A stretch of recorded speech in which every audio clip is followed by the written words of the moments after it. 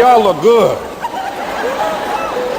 I want you to look at something right now. Think of some major goal you want, or maybe it's one you're already working on and you have experienced a lot of setbacks, a lot of defeats.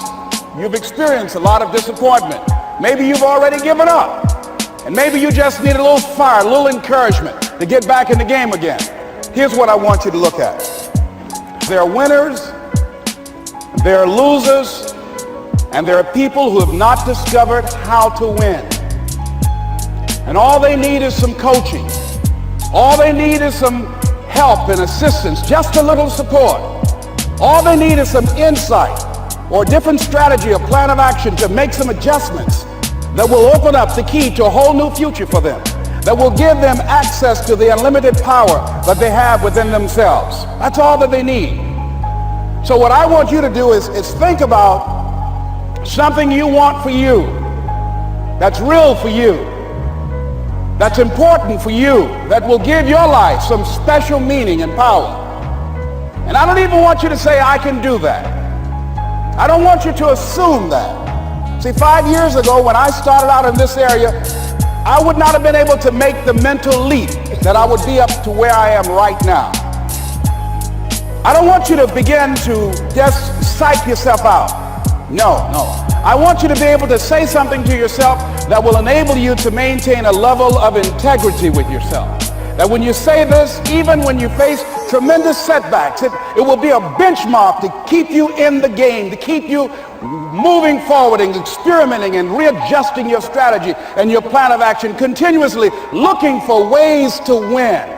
So what is that something? When you got an idea you want to move on, you might not have the money, you might not have the education, you might not have the support or the resources you need. What is that something that can keep us going, that will enable us to act on our dream? What's one of those keys that will begin to help us to discover the secrets to our dream? Here's what I want you to repeat after me, please, with power and conviction. Say, it's possible. That's all I want you to do when you look at your dream. Just say to yourself every day, it's possible. Just say that every day to yourself, it's possible. Because what does that do? See, it begins to change your belief system.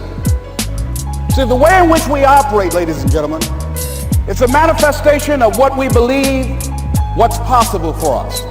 Whatever you've done up to this point, all that it really is a duplication, it's a reproduction of what you believe subconsciously that you deserve and what's possible for your life.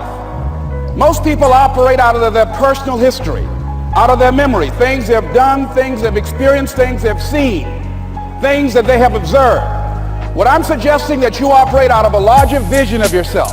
I want you to see yourself doing what you want to do, experiencing what you want to experience, having what you want to have, doing what it is that gives your life some meaning and value. Operate out of your imagination, not your memory. Because whenever you look at where you want to go, I'm wanting to warn you, you will have some conversation back here after you go through the data that you've experienced in life saying you can't do it. And so what you want to begin to do is ignore that inner conversation. Well, most people, ladies and gentlemen, when something happens to them, what they do is they begin to believe that that's the way it is. That's the way it's always been. And they can't see the possibility of it being any different. Example, before April 1954, the common belief, the universal belief, because it had been tried again and again and again and people had failed, the belief was that man was not physically capable of breaking the 4-minute barrier, that he could not run a mile in less than 4 minutes. That was the belief on the planet. It had never been done. But here's what happened, ladies and gentlemen. Roger Bannister came along and he broke the 4-minute barrier. Now here's what's significant about that. Since that time, up to this day, over 20,000 people have done it, including high school kids. What changed? 20,000 people, what changed? Here's what happened when they got on the track. They knew it had been done. And because they knew it had been done, there was a new belief about this barrier, about this goal that was unreachable. And those 20,000 people got in a race believing, knowing in their heart that someone had done it, that it's possible, that they could do it. And I'm saying that if you know anybody that had some goal, some dream, something they wanted to do, and they did it, then I'm saying that you know in your heart that if someone has done it, then you can do it. It's possible. And that if someone can make their dream become a reality, that it's possible that you can make your dream become reality. And so as you begin to look at where you want to go, beginning to embrace that, it's possible.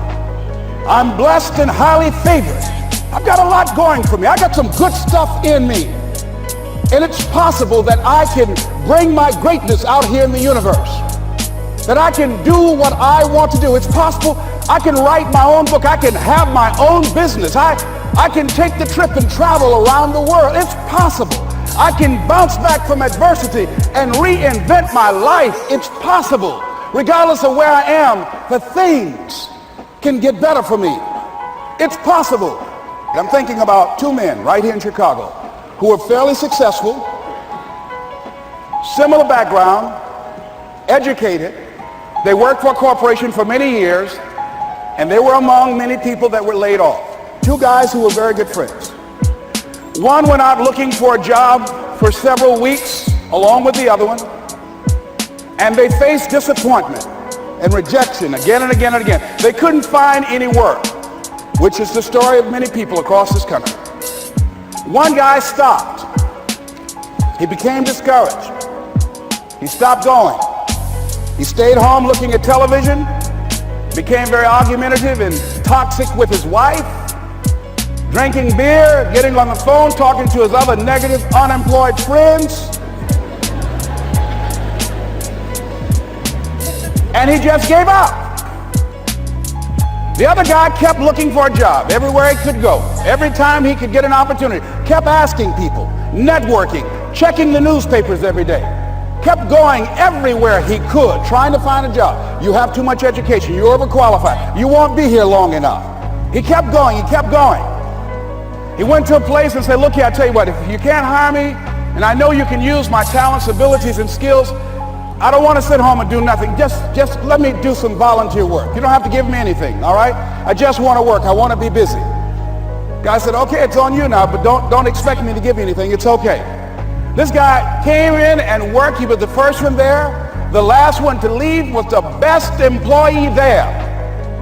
About 4 weeks later, one of the top managers quit. They were looking for a replacement. Guess who they selected? This other guy. This guy who was volunteering his time. He got the job. What was the difference between the two men? Eyesight and mindsight. Eyesight is judging on what you see, judging according to appearances. But mindsight is how you interpret what you see. One guy said, it's not possible, it's over, I'm finished. I can't do it. I can't make it. He surrendered. I've faced rejection again and again. I'm not going anymore. There are no jobs out there.